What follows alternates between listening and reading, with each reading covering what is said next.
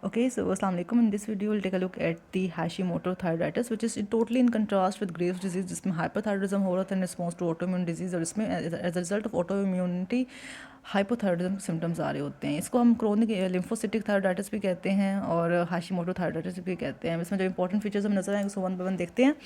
So Hashimoto thyroiditis most common form है endogenous या you can say हाँ endogenous से कहेंगे एंडोजिनस हाइपोथायरॉइडिज्म की in the areas where iodine is sufficient. मतलब नॉर्मली तो हमें hypothyroidism in case of iodine deficiency मिलता है, तो अगर आयोडीन ही सफिशिएंट है स्टिल हाइपोथायरॉइडिज्म हो रहा है तो मोस्टली हाशिमोटो थायराइडिस के नतीजे में होता है. And this is an autoimmune disease, और जस्ट लाइक ग्रेव्स डिजीज ये भी विमेन में ज़्यादा कॉमन है, लेकिन ये ओल्डर विमेन में ज़्यादा कॉमन है 45 to 65 ईयर्स ऑफ एज में. ठीक है, अच्छा देन यही है कि उसमें भी हम देखा था कि एंटीबॉडीज़ बन रही थी. उसमें हमने TSIs देखी हैं, TGSIs देखी हैं और TSH इनहिबिटरी एंटीबॉडीज़ देखी हैं. इसमें भी हमें दो तरह के एंटीबॉडीज़ मिलते हैं केस ऑफ हाशिमोटो थायराइडिस.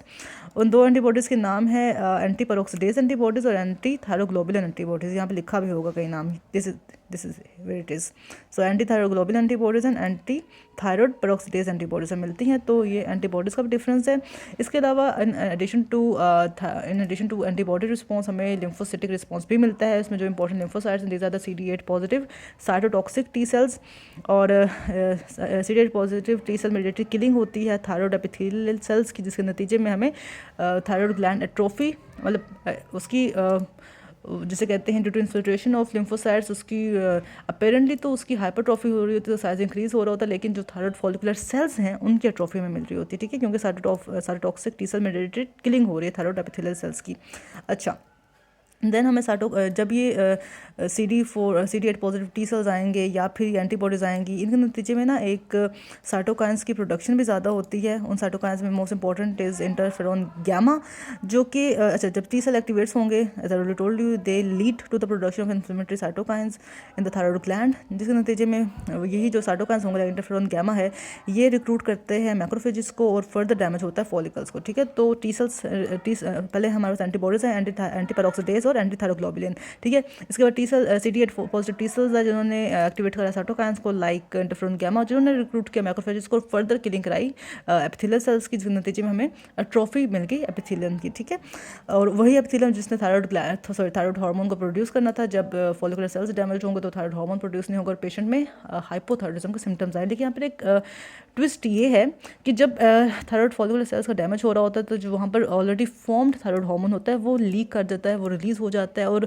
पेशेंट को ट्रांजिएंट थायरोटॉक्सिकोसिस के या हाइपरथायरॉयडिज्म के सिम्टम्स मिलते हैं, जिसको हम कहते हैं हैशी थायरोटॉक्सिकोसिस. ठीक है, लेकिन with the passage of time वो जो फर्दर डैमेज होता है थायरॉयड फॉलिकुलर सेल्स का, तो अब इन द फाइनल स्टेजेस और इन द लेटर स्टेजेस जो इसका एक्चुअल क्लिनिकल कोर्स है वो हाइपोथायरॉयडिज्म का ही है. तो ये अपनी याद रखने की बात. ठीक है, अच्छा देन ये लिखा हुआ है कि ये भी एक ऑटोइम्यून डिजीज़ है, तो उसमें हमें जो जेनेटिक पॉलीमॉर्फिज्म्स मिलते हैं वो इसके लिए रिस्पॉन्सिबल होते हैं. हमने HLA-DR3 का जिक्र किया था ग्रेव्स डिजीज़ में, इसमें HLA-DR5 रिस्पॉन्सिबल होता है.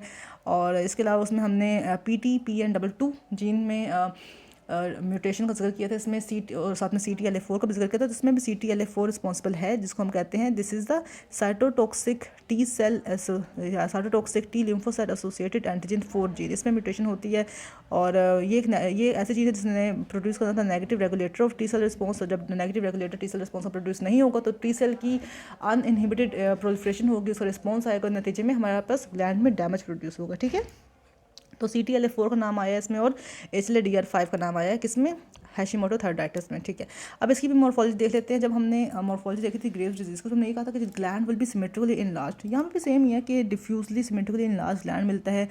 और ऑल्दो हाइपोथायरॉयडिज्म जो ग्लैंड है वो डिफ्यूजली सिमेट्रिकली इनलार्ज है. ठीक है, और माइक्रोस्कोपी पे हमें वाइड स्प्रेड इन्फिल्ट्रेशन मिलती है, क्योंकि इसका नाम ही क्रोनिक लिम्फोसिटिक थायराइडिस है, तो उसमें हमें इन्फिल्ट्रेशन भी लिम्फोसाइट्स की मिलती है. ठीक है, मोस्टली हमें मोनोन्यूक्लियर इन्फ्लेमेटरी सेल्स मिलते हैं लाइक लिम्फोसाइट्स हो गए, प्लाज्मा सेल्स हो गए, और इसके अलावा हमें वेल डेवलप्ड जर्मिनल, वहाँ पे उन्होंने वेल डेवलप्ड जर्मिनल सेंटर्स बनाए होते हैं ना इन इन्फ्लेमेटरी सेल्स. ठीक है, ओके, और जो थायरॉयड फॉलिकल्स होते हैं दे विल बी एट्रोफिक.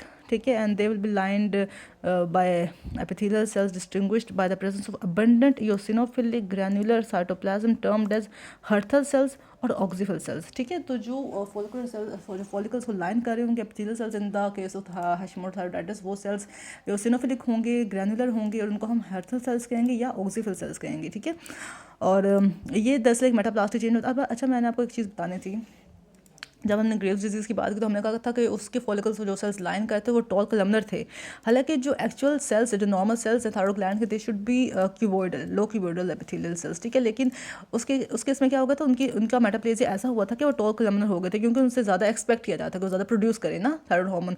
जबकि इन केस ऑफ हैशिमोटो थायरॉइडाइटिस हम देख रहे हैं कि सेल्स कैसे हो गए हैं, उनमें ऐसा मेटाप्लेजिया आया कि वो ग्रैन्युलर हो गए, साथ में वो एसिनोफिलिक हो गए, ठीक है, और साथ में माइटोकॉन्ड्रिया का नंबर भी इंक्रीज़ कर गया, ठीक है। अच्छा, इंटरस्टिशियल कनेक्टिव टिश्यू डिपोजिशन भी हो रही है, डेफिनेटली सेल ट्रॉफी कर रहा है, ठीक है, सो जो ग्लैंड है ट्रॉफी कर रहा है।